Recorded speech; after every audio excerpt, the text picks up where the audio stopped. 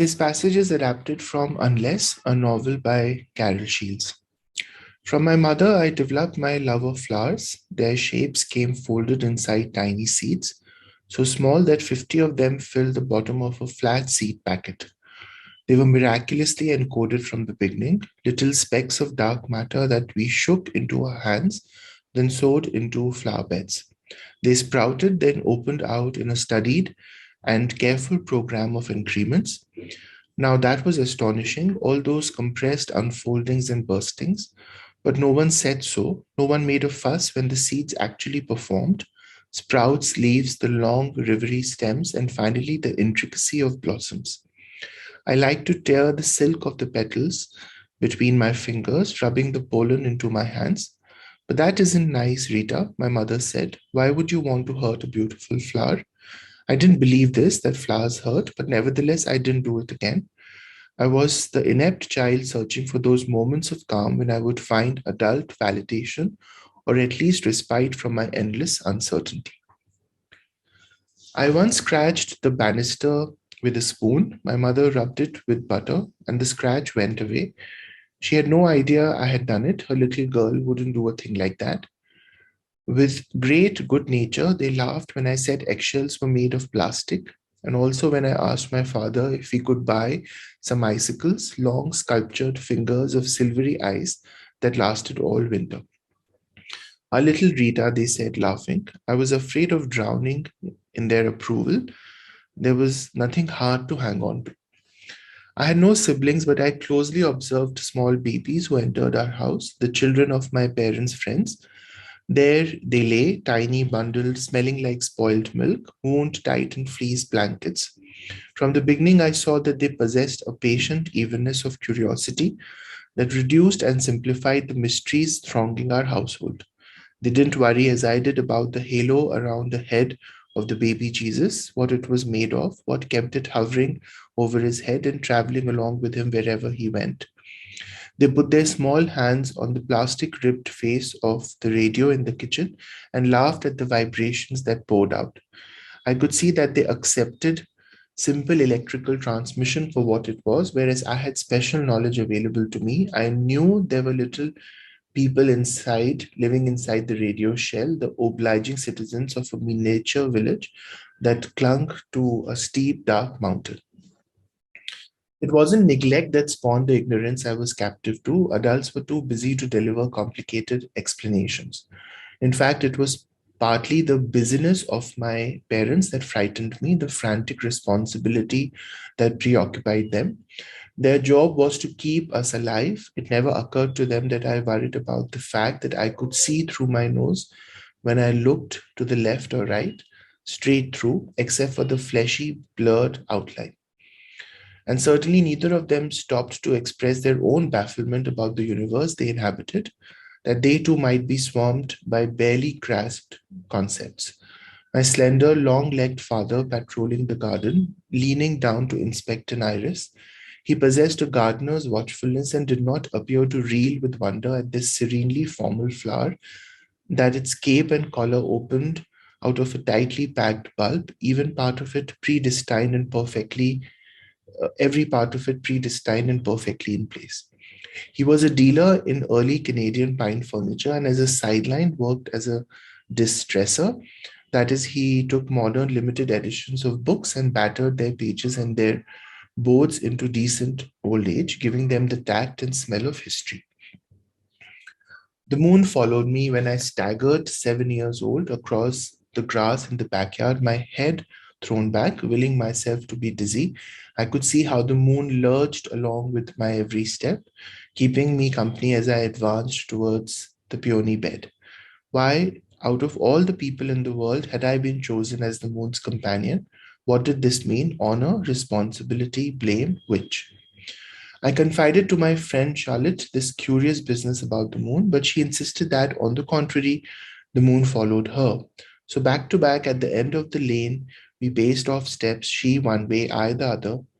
Immediately, I grasped the fact that the moon followed everyone. This insight came mostly as a relief, only slightly tarnished with disappointment.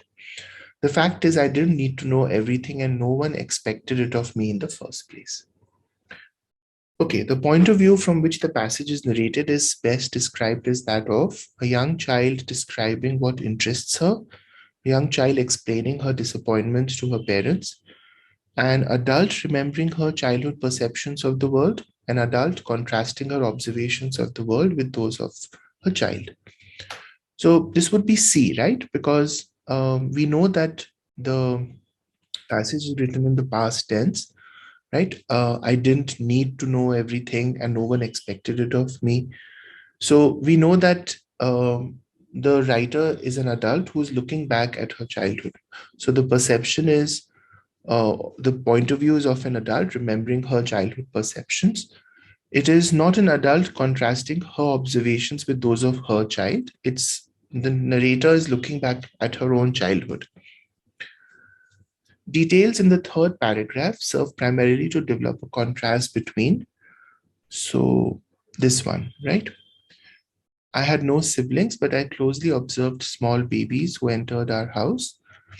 This paragraph where, she spoke about how babies behaved, right? So the contrast is between dull routines of the babies and the reckless inattention of the narrator, energy of the babies and the calm detachment of the narrator, sweetness of the baby's exploration and the bitterness of the narrator's feelings towards them, contentment that the baby's ignorance permits, and the anxiety that the narrator's knowledge produces.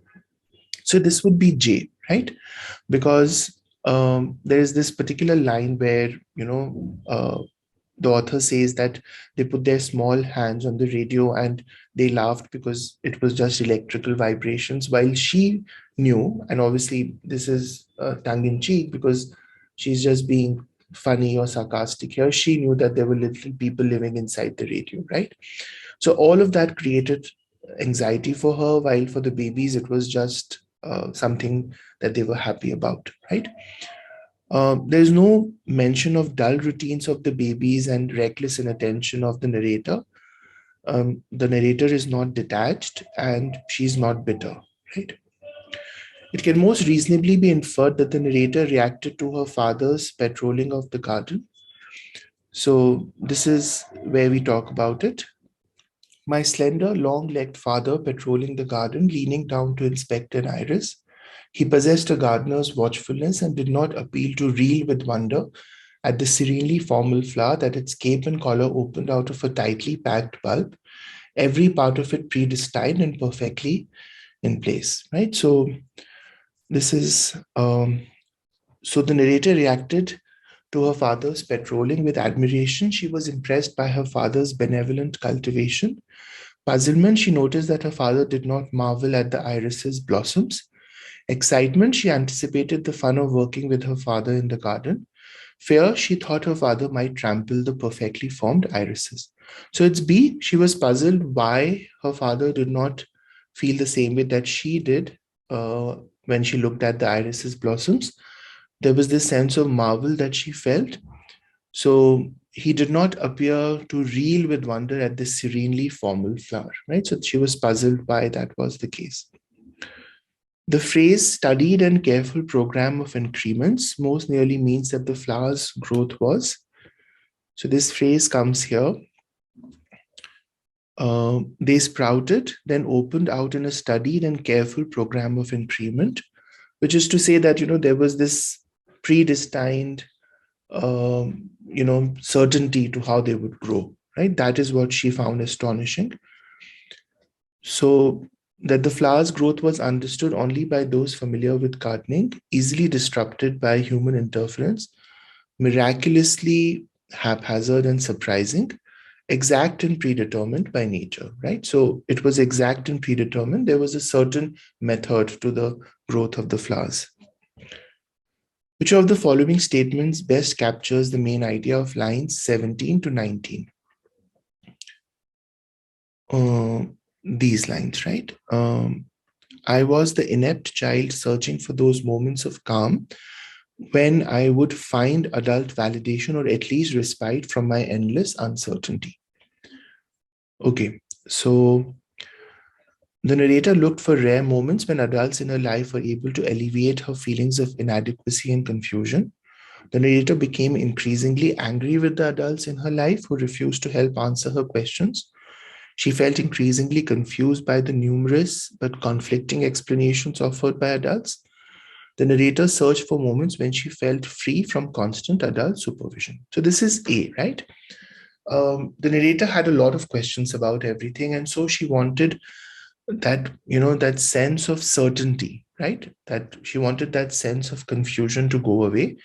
And so when the adults in her life, like for example, when her mother told her not to play with the petals, she actually appreciated that because it told her what to do, right? So there was this sense of certainty about it. She wasn't angry, and she wasn't confused by the explanations offered, or she didn't want to be free from adult supervision. The narrator indicates that her mother would have reacted to the news that the narrator scratched the banister with a sense of, okay, so that comes here. I once scratched the banister with a spoon. My mother rubbed it with butter and the scratch went away. She had no idea I had done it. Her little girl wouldn't do a thing like that, right? So her mother wouldn't think that her daughter had done it. So the narrator, the mother would have reacted to this news with a sense of anger that her daughter would intentionally disobey her, sympathy for her daughter's need to explore the world, disbelief that her daughter would behave badly, annoyance with her daughter for her carelessness. So it's edge, right? She wouldn't think that I could do such a thing, so the mother would not believe it. Lines 28 to 29 suggest that the narrator found her parents' approval to be here, right? I was afraid of drowning in their approval. There was nothing hard to hang on to, right?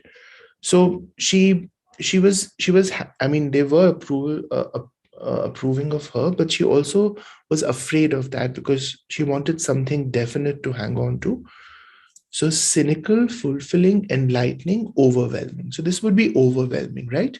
She found this approval too much because she wanted something solid to hang on to.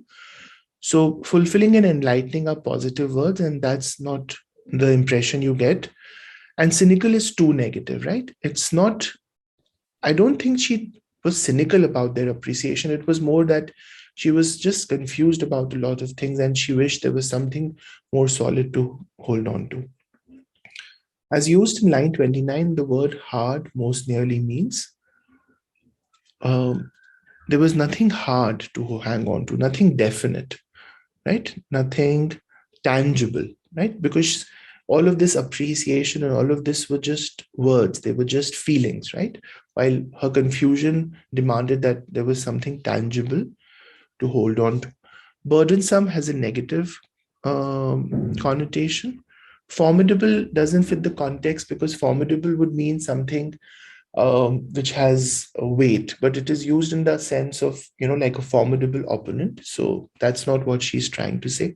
And rugged doesn't fit the context.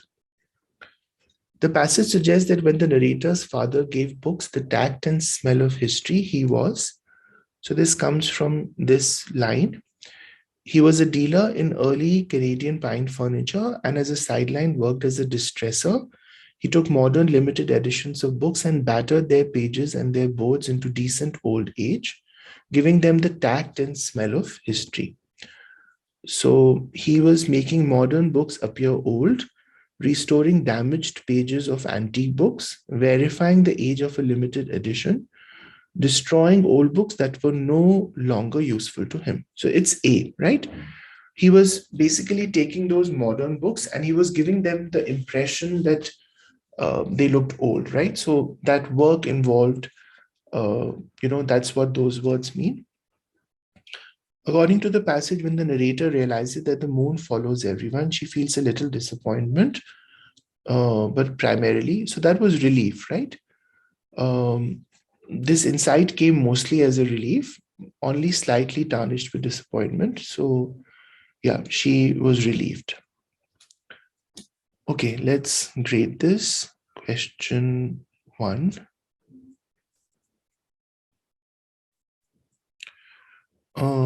CJBJA, CJBJA, and sixth HDGAH. HDGAH.